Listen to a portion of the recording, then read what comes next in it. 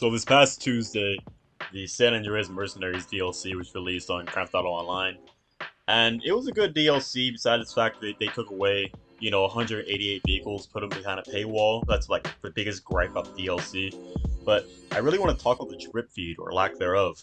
So the drip feed, there isn't a lot of vehicles.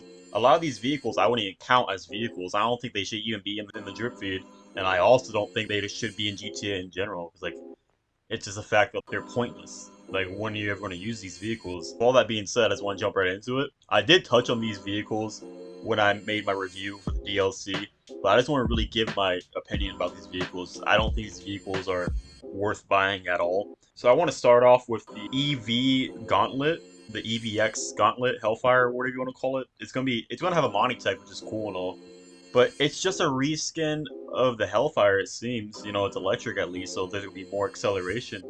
But do we really need this? I just wish we can add Imani Tech to older vehicles instead of just having to rely on new vehicles that have Imani Tech.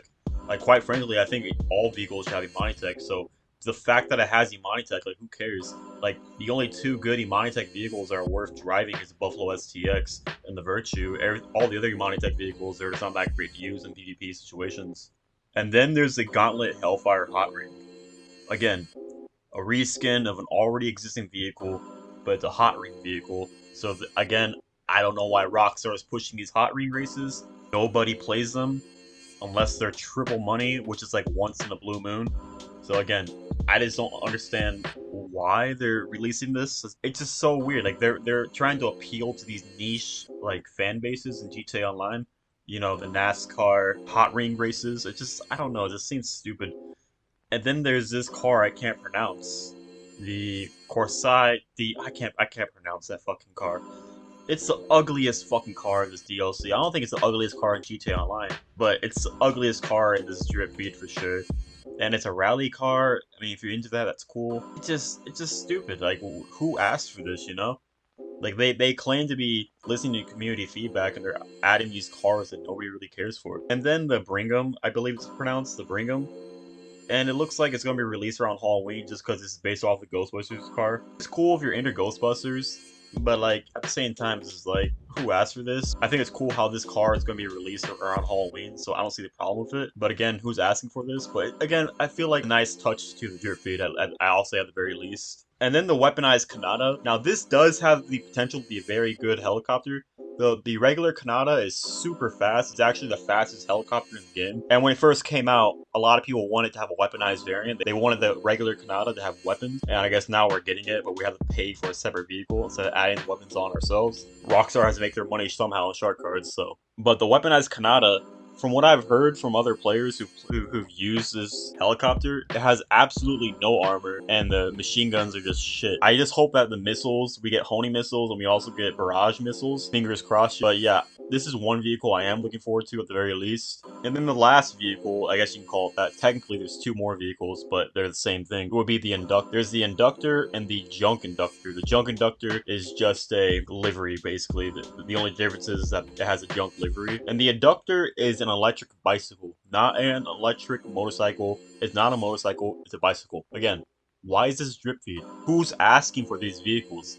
I think the only vehicles that have been added into the drip feed would be the EV Hellfire and then the weaponized Kanata. Everything else is just so weird and so out of place, especially for the theme of this DLC. I don't know why Rockstar just refuses to add vehicles people want. And I understand people have different tastes in vehicles, but there's been so many popular vehicles that the community has been asking for years, and we haven't gotten them. Like, people have been asking for the Hawk Track, people have been asking for the Durango, people have been asking for the Honda NSX, people have been asking for an Eclipse, people have been asking for a Benny's upgrade to the ZR350 just so we can make it look like Hans with Tokyo Drift. It just seems like a lot of these vehicles nobody's really asking for, nobody really cares about. I just don't like. I just wish Rockstar actually pay attention to the community like they say they do. I know this is only a summer update. There's gonna be another update after this in December, but it's like, come on, we've been asking for these vehicles for like 10 years. Ironically enough, before the DLC was announced, I thought the DLC was released in July, but ironically enough, before this DLC was announced, I actually had a video planned for vehicles I want to see in the summer update, and I had Honda NSX in it. I had one of the older model Corvettes in it. I had the Evo in it. I had the Durango in it. And I kind of scrapped that video, obviously, because the DLC is already coming out. I was like, oh shit, you know? But yeah, it's just kind of dumb to me how, like I said before, Rockstar just doesn't really pay attention to the community like they say they do. And these vehicles, I'm not really looking forward to them, especially since they're charging like at least $1.5 million for each vehicle. I heard the weaponized Kanata was going to be $3 million, and I heard the EVX was going to be like $2.5 million. To me, it's just like, what's the point, you know? These vehicles aren't really worth, and they're not really worth the hype, you know? And we already know of Rockstar's drip feed for the past 2 DLCs. They're going to drag these vehicles out. So we're gonna be waiting like 3 weeks for just one vehicle to drop in for each event week. That's pretty much all I really want to say about this. I just don't really think these vehicles are really worth the hype. In my opinion, I just don't like a lot of these vehicles, and I think they're really pointless and they're just reskin. But let me know what you guys think down in the comment section below. And if you guys did go on to enjoy this video, like and a comment would be appreciated. Subscribe to the channel. And yeah, with all that out of the way, I'll see you guys in the next video. Take care, everybody.